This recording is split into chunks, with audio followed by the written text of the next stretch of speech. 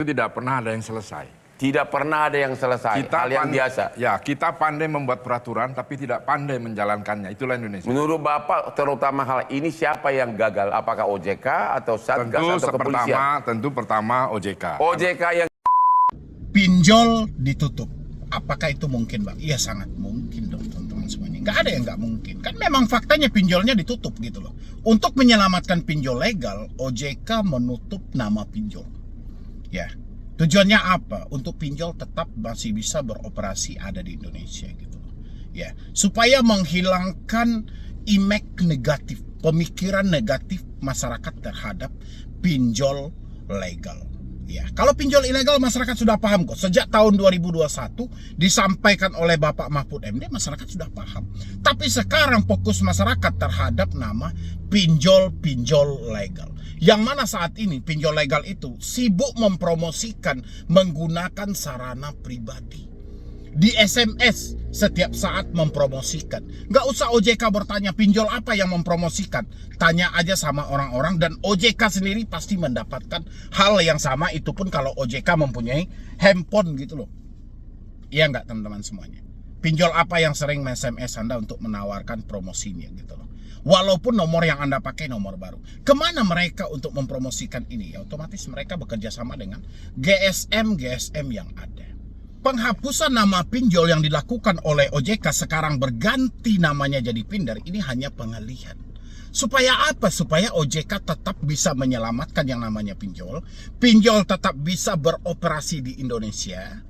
Ya, pinjol tetap bisa untuk memiskinkan masyarakat Indonesia. Sekarang diganti namanya jadi Pindar. Ketika ada kasus nantinya di pinjol-pinjol legal ini, ya, OJK akan menyelamatkan. Ya, dengan cara apa? Ya, itu bukan pinjol, itu Pindar namanya. Kalau Pindar itu, ya, itu pinjaman yang ada di bawah naungan OJK. Tapi yang merusak, yang mencaci maki, yang menteror itu pinjol.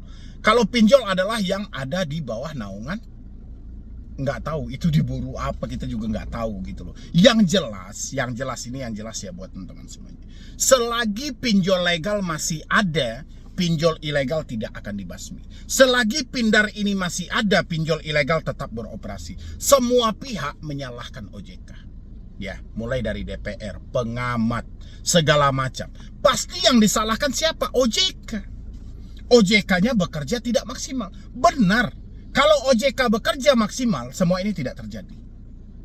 Ya, berapa banyak aturan yang dikeluarkan OJK? Camilan, kamera, mikrofon, lokasi. Dari mana pinjol legal mendapatkan data sehingga mampu mengancam orang dengan nomor kontak? Kalau memang benar hanya camilan, kamera, mikrofon, lokasi. Pernah nggak OJK mengawasi sampai ke lapangan? Nggak ada. OJK hanya peduli dengan datanya. Ya. Berarti OJK belum maksimal dalam hal ini. Sekarang OJK berupaya membersihkan nama pinjol diganti menjadi Pindar. Ya, supaya orang melupakan semua kesalahan yang telah dilakukan oleh pinjol. Nggak akan bisa. Programnya masih sama. Orangnya masih itu kok. Ya kan? Kan sudah berulang kali juga saya sampaikan sama teman-teman. Badan saya kotor nih. Kotor semua badan saya gitu loh. Saya ganti baju baru. Tetap aja bagian dalamnya tetap kotor kok. Ya, bahkan baju yang baru yang saya pakai ini pun juga ikutan kotor. Kenapa? Karena tidak dimandiin dulu, tidak dibersihin dulu. Harusnya OJK juga melakukan dengan hal yang sama. Kalau mau Pindar ini benar-benar bersih, nggak perlu diganti namanya dulu. Pinjol nggak perlu dirubah jadi Pindar, tapi perbaiki. Apa yang jadi masalah? Selama ini yang menjadi masalah adalah pinjolnya tidak mengikuti aturan OJK. Terserah mau pinjol mana. Baik itu legal, maupun itu pay letter, maupun itu kelasnya kartu kredit online dan segala macam. Tidak mengikuti aturan OJK. Ya, dilarang melakukan penagihan dengan ancaman, dilarang melakukan penagihan dengan mempermalukan, dilarang melakukan penagihan menyebarluaskan data informasi. Yang terjadi, semua larangan seakan-akan itu perintah. Cuma yang jadi masalah di lapangan mereka tidak menyebutkan nama aplikasi. Itu benar. Ya, tapi masyarakat ini tidak bodoh.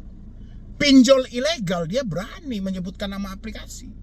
Karena tahu ya kan, pinjol ilegal selama ini walaupun terjadi pemblokiran dari OJK, OJK melakukan pemblokiran terhadap pinjol ilegal, dampaknya secara buruk pun terhadap pinjol ilegal nggak ada. Yang diblokir hanya namanya. Besoknya mereka ganti dengan hal yang sama. Sama dengan wawancara yang dilakukan dalam siaran Bapak Hotman Paris. Di sana anggota dewan pun menyampaikan, pakar-pakarnya pun menyampaikan gitu loh. Percuma. Ya kan? Bahkan kata Bang Hotman, belum ada pinjol ilegal yang ditangkap OJK sampai ke ranah pidana dan disidang. Di mana kasusnya? Ya, penangkapan 2021 itu bukan main banyaknya. Banyak. Tapi seperti apa gitu loh. Tindak lanjut dari OJK seperti apa? Makanya semua mata tertuju kepada otoritas jasa keuangan. Bekerja atau tidak OJK ini? Layak atau tidak OJK ini? Pantas atau tidak OJK ini? Mengerti atau tidak dia dalam perkara pinjaman online ini? Itu yang menjadi pertanyaan. Kalau ditanyain korban, sudah berapa banyak korbannya? Oke, disalahkan pinjol ilegal. Apa nama pinjolnya? Sampaikanlah kepada publik. Jangan hanya pinjol ilegal, pinjol ilegal, pinjol ilegal. Pinjol ilegal itu ada namanya. Benar nggak teman-teman? Anda sudah pernah menengok berapa banyak kasus yang dibongkar oleh polisi tentang gara-gara teroran pinjaman online? Gara-gara teroran pinjaman online. OJK juga menyampaikan, gara-gara teroran pinjaman online. Yang diponis ilegal. Apa nama aplikasinya? Coba dong disodorkan kepada publik, biar publik lebih waspada, menghindari aplikasi ini. Tapi nggak pernah.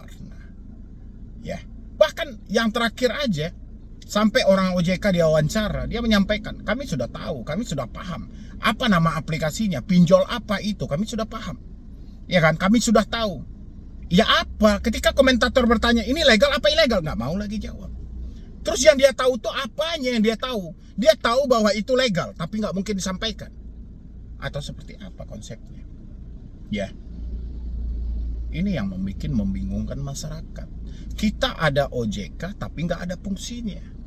OJK berani mengeluarkan izin pinjol, tapi OJK tak mampu menyelesaikan masalah pinjaman online. Kemana masyarakat ini harus melangkah? Kemana lagi mereka harus mengarah? Kalau ini hanya dibiarkan. Itulah makanya Bapak Prabowo sebagai presiden hari ini di Indonesia menjabat sudah mau mendekati 100 hari. Tolong Pak, Bapak tinjau lagi.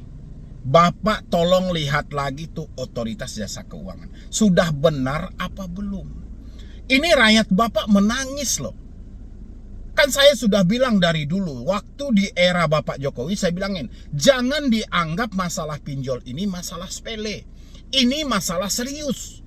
Percuma pemerintah memperbaiki ekonomi kalau masalah pinjol diabaikan. Ini perusak ekonomi utama di kelas masyarakat menengah ke bawah. Masyarakat tidak tahu.